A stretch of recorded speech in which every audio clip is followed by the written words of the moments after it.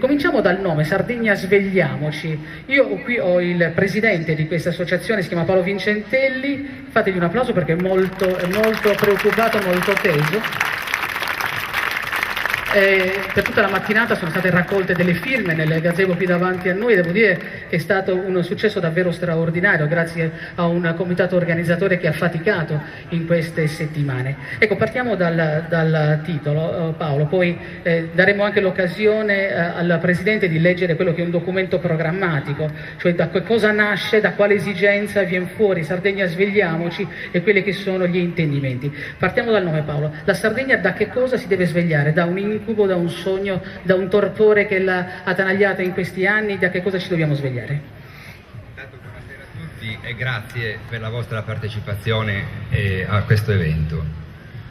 Svegliamoci è quasi una speranza rivolta a tutti per prendere consapevolezza dei problemi che attanagliano la nostra isola, ma soprattutto in quest'ultima circostanza il caro traghetti ha determinato una gravissima bordata sull'economia regionale in toto, non soltanto turistica, ma anche nei settori produttivi, agroalimentari, nei settori dei trasporti. In generale un danno ancora più subdolo e grave alla nostra immagine, l'immagine di una terra che per quanto potesse avere,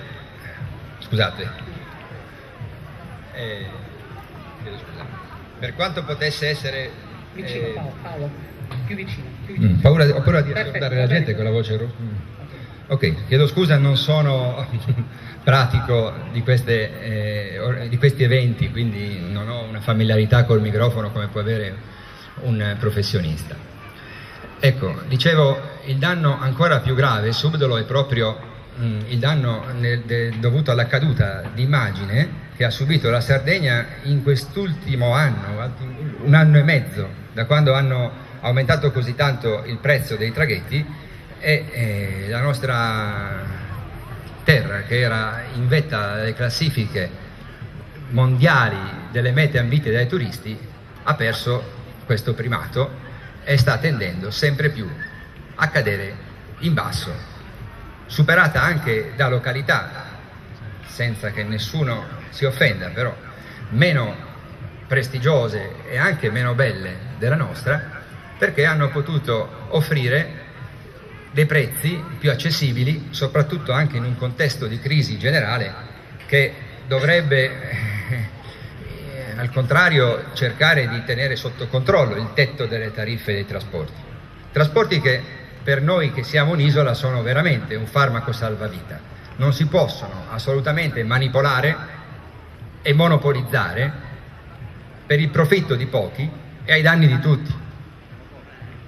Per cui, avendo visto che è un problema che purtroppo è da parecchio tempo che viene discusso e viene affrontato, ma ancora non viene risolto, abbiamo pensato noi cittadini di apportare un contributo propositivo, un contributo soprattutto moderato e non per forza in rotta di collisione con quella o quell'altra istituzione politica, ma al contrario cercare di collaborare apportando la nostra esperienza, la nostra energia, ma soprattutto essendo più vicini a queste problematiche che potrebbero in qualche modo, gravare sul futuro della nostra terra.